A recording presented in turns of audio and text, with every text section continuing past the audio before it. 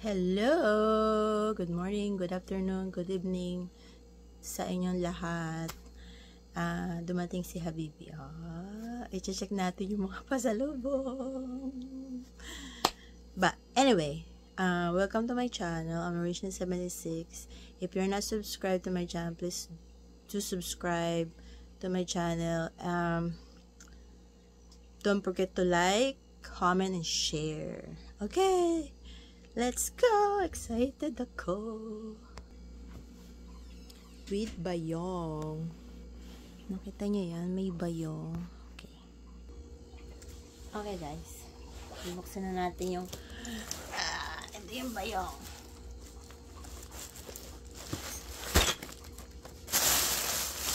Ito mga katengko.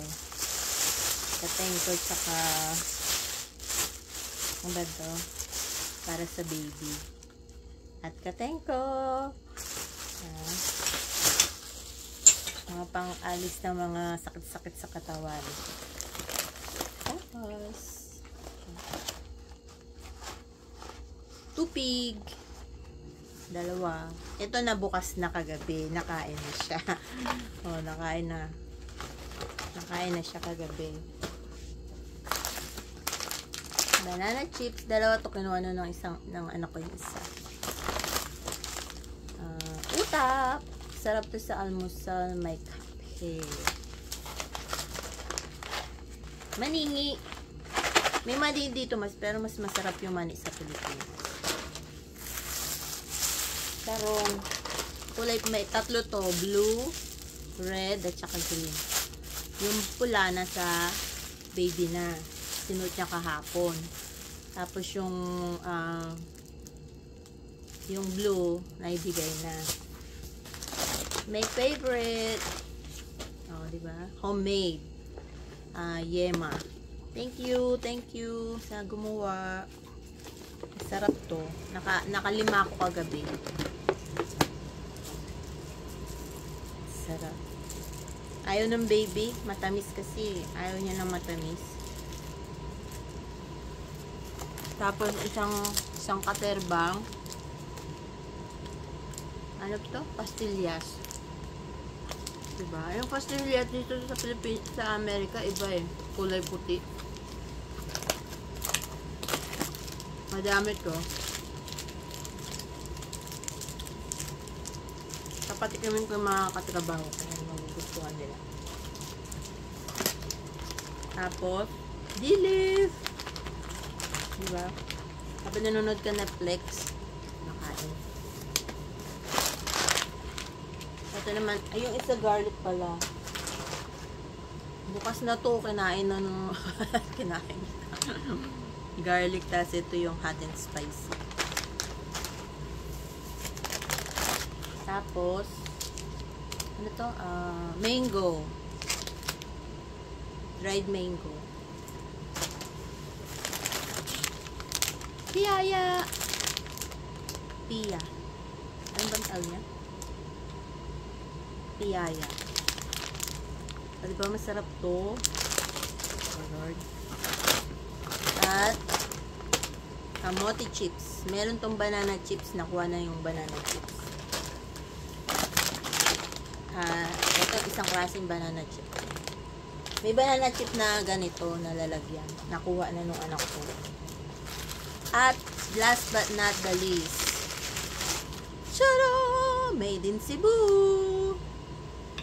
Diba? Pang luto. May back scratcher din. Pero hindi na kumuha ng back scratcher kasi may back scratcher na kami.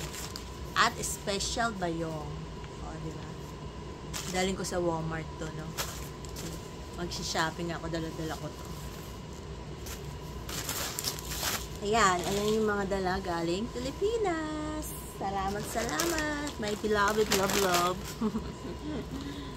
Diba? Ngayon, itong bayong mapupunta sa kwarto kasi pag iniwan ko dito, kakainin nila lahat. Ayan, sa akin lang to.